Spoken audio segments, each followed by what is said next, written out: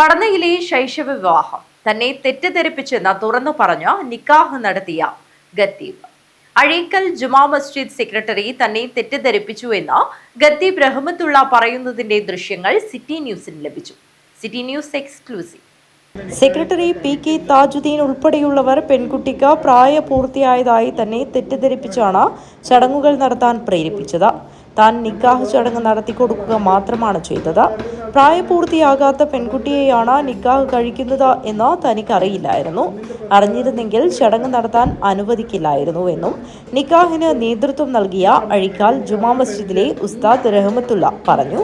ഇതിന്റെ ദൃശ്യങ്ങളാണ് ഇപ്പോൾ പുറത്തു വന്നത്.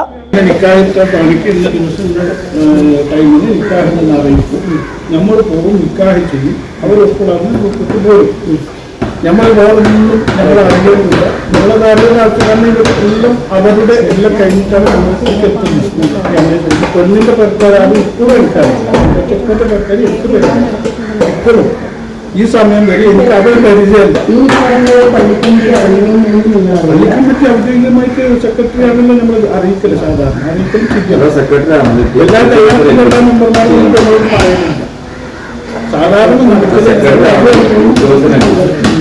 സംഭവത്തിൽ പരിശോധനയ്ക്കെത്തിയ ചൈൽഡ് ലൈനിലെയും ശൈശവവിവാഹ നിരോധന ഓഫീസിലെയും ഉദ്യോഗസ്ഥരോടും പോലീസിനോടും റഹ്മത്തുള്ള സംസാരിക്കുന്നതിന്റെ വീഡിയോ ദൃശ്യങ്ങളാണ് പുറത്തുവന്നത്.